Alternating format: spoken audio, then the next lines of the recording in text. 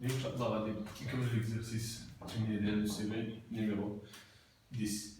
بالنسبة لهذا l'exercice هذا شنو عطاونا on va dissoudre un solide qui est le glucose dans 50 ml pour obtenir une solution V, par exemple S, et on va ajouter l'eau comme solvant. La masse de le solide de glucose, c'est M est égal à 1,80 g.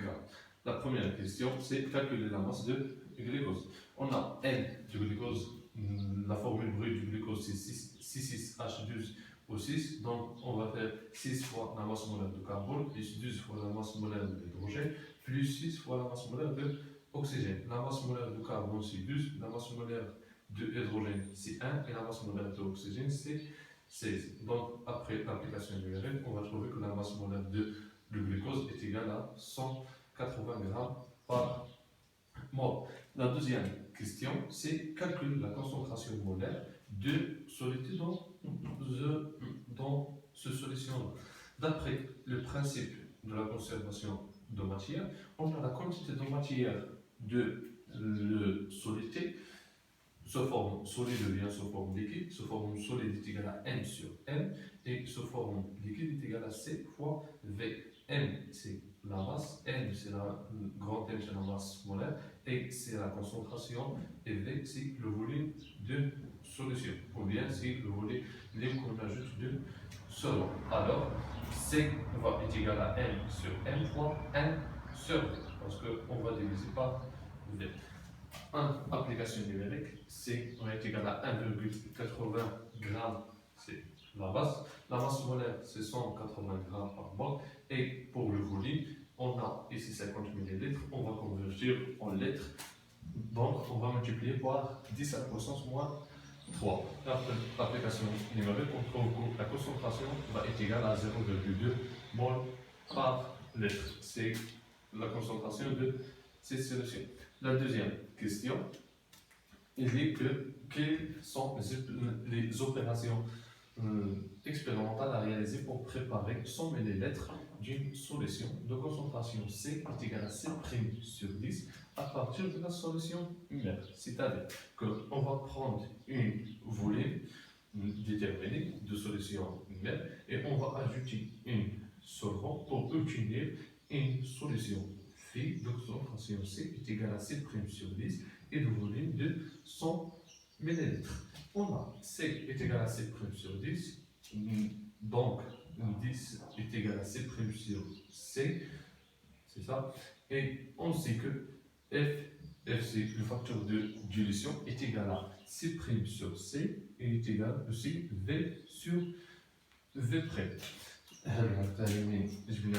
D'après le principe de conservation de l'énergie ou bien de matière ou bien la relation de dilution, on a C' fois V' est égal à C fois V. Donc C' sur C est égal à V sur V'.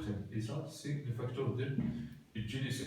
On constate que F va être égal à 10. Pourquoi? Parce que C sur C' est égal à 10 et F est égal à C sur C'. Donc F va être égal à 10. On va calculer V' est égal à quoi? Donc F est égal à V sur V', c'est-à-dire que V' est égal à V sur 10. V, on a 100 ml sur 10, c'est le facteur de dilution.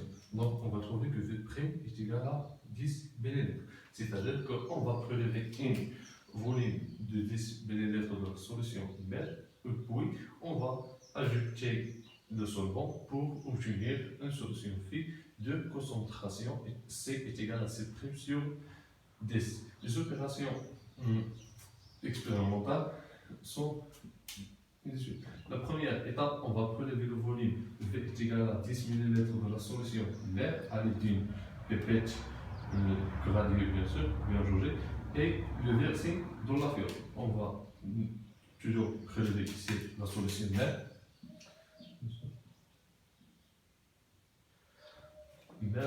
Et puis on va ajouter dans une fiole jaugée.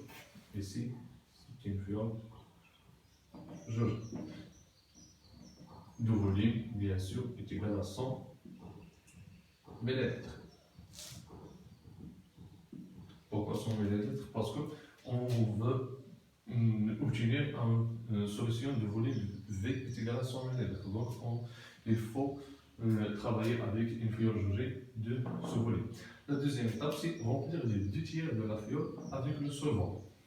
Juste 2 tiers. Pourquoi 2 tiers? Pour obtenir une bonne homogénéisation de la solution V. Et la troisième étape, on va boucher la fiole et l'agiter. On va faire un bouchon de la fiole et on va agiter pour dissoudre bien le solitude de solvant. Et la quatrième étape, on va remplir la fiole avec le solvant. Ici, on va remplir la fiole avec le solvant jusqu'au trait de jauge. Jusqu'à ça, jusqu'à la trait de jauge. Et la solution fait est prête. Cette solution, bien sûr, c'est de volume V est égal à 100 ml et de concentration C est égal à C' sur 10.